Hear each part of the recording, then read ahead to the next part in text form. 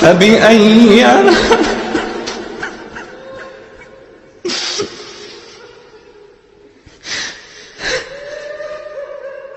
فبأي آلاء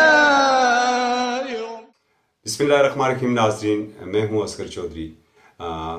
ناظرین، اس وقت پوری دنیا کی طرح پاکستان میں بھی کرونا کی جو ایک افواہ سازی کی فیکٹریاں بھی چل رہی ہیں اور خوف و ہراس کی فضا ہے.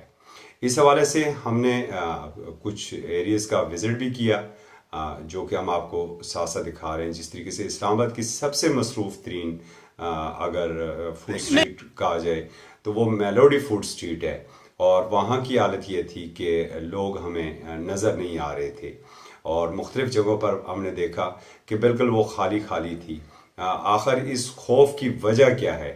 ضرور کرونا ایک عالمی وبا کی صورتحال اختیار کر چکی ہے، مگر ضرورت اس بات کی ہے کہ ہمیں وہ میئرمنٹ تو ہم ضرور لیں، مگر اس طریقے سے اگر ہم نے لاک ڈاؤن نہیں ہونا ہے تو اس سے خوف کی فضا زیادہ پیدا ہوگی.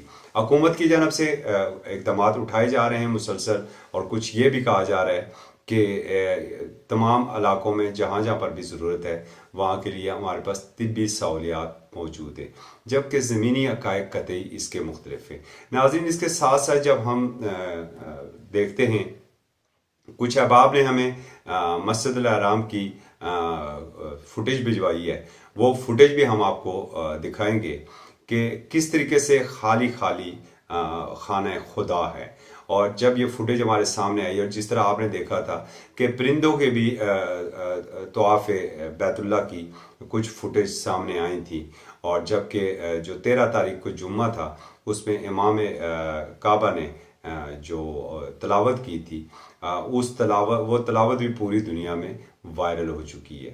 کرونا ایک عالمی وبا کی صورت اختیار کر چکی ہے، لیکن دوسری طرف اگر ہم دیکھیں، ہم یہ ٹوٹکوں سے ہٹ کے، ہم یہ پیاز اور دوسری اپنی خود ساختہ جو ٹوٹکے ہیں ان سے ہٹ کے اگر ہم چائنا کی طرف دیکھیں، جہاں سے یہ وبا شروع ہوئی تھی اور جہاں پر 300-400 کا ڈیجٹ پر ڈے کا تھا، اب وہ سنگل ڈیجٹ کے اوپر آ گئے، 9 کے اوپر بھی اور 2 کے اوپر بھی. اور جو چند دنوں میں انہوں نے وہاں میں ایک بہت بڑا ہاسپٹل بنایا تھا اور دنیا کے سامنے وہ ثابت کر دیا تھا کہ وہ بڑی جفاکش قوم ہے.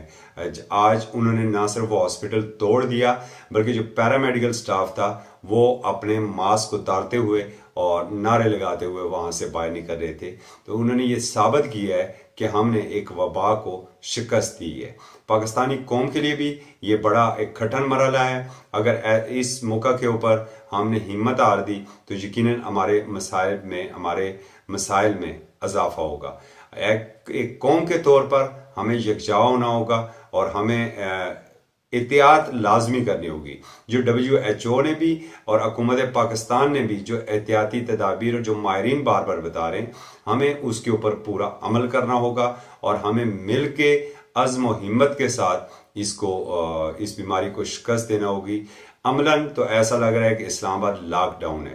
جس طریقے سے ہم نے تفریح مقامات کی بات کی، ہم نے شکرپڑیاں کی بات کی، راول ڈیم ہے، روز اینڈ جیسمین گارڈن، دامنے کو، اور مختلف ٹریل ہیں، ٹریل 3، ٹریل 5، F9 پارک بالکل لاک ڈاؤن ہو گئے ہیں.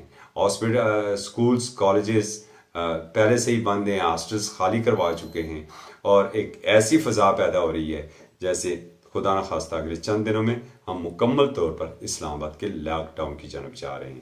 ہمیں ایک تو ان احتیاطی تدابیر کے اوپر ضرور عمل کرنا چاہیے، ہمیں اپنے رب کعبہ سے معافی کا طلبگار ہونا چاہیے، ہمیں توبہ استغفار کثرت سے کرنی چاہیے، اور عزم و ہمت کے ساتھ اس بیماری کا اگر ہم مقابلہ کر سکے تو انشاءاللہ ہم سرخرو رہیں گے. اجازت دیجیے، اللہ حافظ.